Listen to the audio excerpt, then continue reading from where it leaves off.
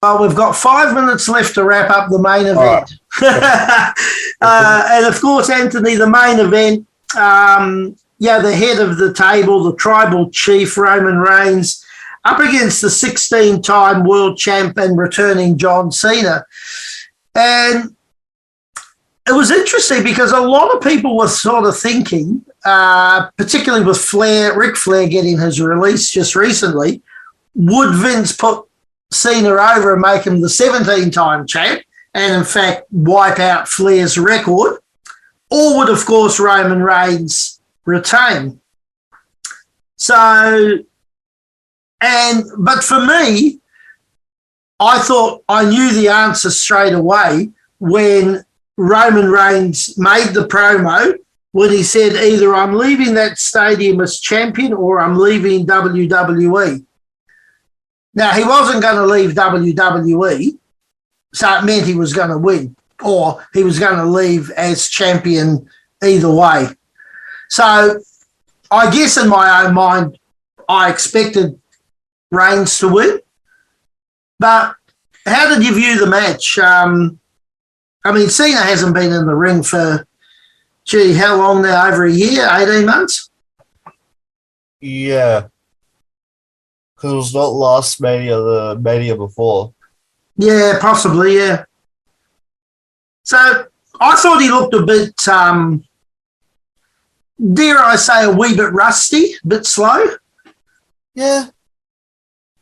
Which is be understandable given, he's not working, he hasn't worked a match for, they did a couple of dark matches, but he hasn't effectively done much in 18 months. But how did you see the match? Did you like it? This match was a bit of a slow start. Yeah, it was very. That's exactly what I wrote. A very slow start, yeah. Especially since, as I'm looking through my notes here, you've had a lot of the matches prior to this have a hot or a fast-paced start. Yeah. And to have 6 false finishes. Yeah, it did, didn't it? He kept going for that small package roll-up. Like, I see why, because the whole thing was that all he needs to do is pin Reigns for a 1-2-3 to get the 17th world title. Yes. I see what they were doing there. But there's got to be a point where you got to go, okay, 6 is enough. Mm. But as I said, I honestly thought, given with Ric Flair being released, as you said, I thought Vince was going to do it as a big FU to Flair and have Cena go over. Yeah, the match, look, it had some good spots. It was back and forth. I liked, the AA Reigns when he was countering the missile drop kicks and Reigns counters the AA with a Superman punch. I liked the AA through the commentary table. There was a lot of good spots, but I didn't score it as high as other matches. I scored it as about a 6 out of 10. And for a main event match with people of that caliber, I don't know. I didn't think it. What did you think? Or am I being harsh? No, I'd definitely say a 6 out of 10. I don't know whether they wanted to do a reasonably good match, but actually have the high spot of the match, which it would have, but Lesnar coming out. That, I honestly thought that Lesnar was going to come out at the end of Lashley's and Goldberg's match. Okay. I thought that was going to happen. Seems that wasn't the case. But the problem with doing Lesnar and Reigns is that it's already happened. Actually, it's a good point. Yes, it has. Yeah. Where it doesn't happen with the Heyman factor. Yeah, that makes it quite interesting now. Yeah, big time. Yeah, with the Heyman factor, I think it does make it a real, because, where does his loyalties lie? Is Lesnar going to be a bit more of a face? They got a wee bit they could work with there, Mick. Yeah. Yeah, I think so. And I think with the Lesnar side of things and the Heyman and the Reigns is that Heyman has turned before on other people. Yes. We're talking about Big Show and Lesnar. He turned on Big Show. Secondly, there's been passes where Lesnar has grabbed and physically assaulted Heyman too. Yeah, it has been. So it's an interesting dynamic.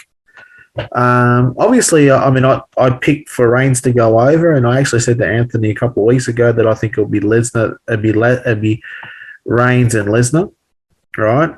Because of the Heyman factor. If I was booking, that's the way I would go with it, just because of the Heyman factor. Mm-hmm. I would have liked to have seen him versus Lashley. Yeah, it would have made a lot more sense.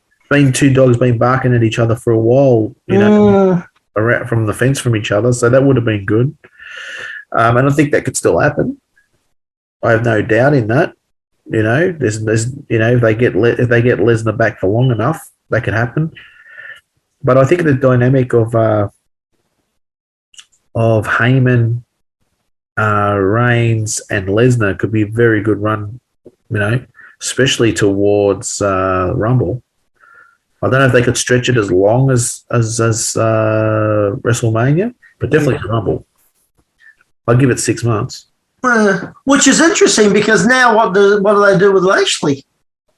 Who's this next big one? Goldberg, I reckon, until October. Then after that, I'm not really sure who you could look at there. He's a heel, so you need a dominant face. Who you got as a dominant face other than maybe McIntyre again?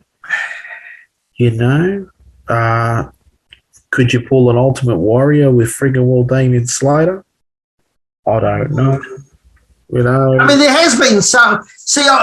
There has been a lot of talk about The Rock coming back to face Reigns. Well, it could be for Lashley. Lashley, yeah. I don't know. I don't know that they have the same sort of. It would have made a lot more sense if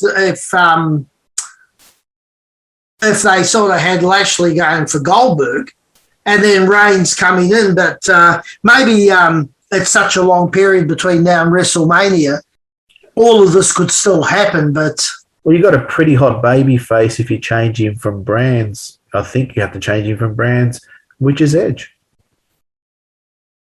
You'd have to change the brands. You've just got him off a win over one of the biggest heels. He's hot. It's an option. There. I'm a bit struggling for to say they could give this guy a run. I thought the match itself, Reigns and Cena, look, it was okay. It wasn't brilliant. It's not a classic. It's no Steamboat Savage WrestleMania 3. You're not going to get that out of either one of those guys, though. No. At best, Cena is okay at best. Yeah. Even in his prime, he was okay. Yeah. But it's the gimmick. It's the way he connects with the fans. I like all that, yeah. That's what gets him over. It's not the technique. It's what he does that way. I think Reigns is a really good worker. I think Reigns could work with anyone. Yeah. And he has a bit of a swagger in the ring that I like about him. But to Anthony's point, which I actually forgot about, but I think it's a good point, Reigns and Lesnar have been there. Yeah, I know. The only thing I see is the Heyman factor. Yeah, definitely. Absolutely. I must be thinking that Heyman can change this up or produce this match to a point where fans will get into it big time, and always will be the question card will be always Heyman. Who is he siding? You could run the whole thing as who's he siding. You could do that where they get to They could do Abu Dhabi and something happens and Heyman looks like he's involved for one. And then you could run to Survivor Series and it looks like Heyman's back the other one by something accidental.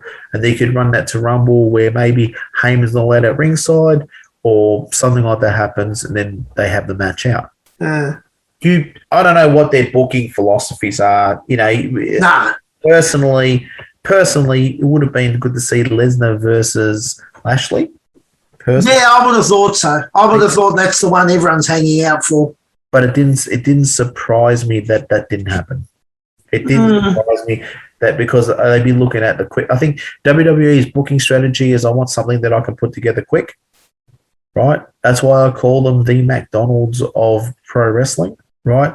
Slap it together quick, throw it down someone's throat, and look for the next one. And that's their booking philosophy. So there's no long-term thinking in their booking. So that's why I think they're probably thinking there's money to be made in this. They could put Lesnar versus Reigns in Abu Dhabi, big money. Oh, yeah. Goldberg versus Lesnar, big money. Lashley, big money. Yeah. Big money. And that's how their booking strategy is made. It's on the first big dollar they can make. Quick and easy.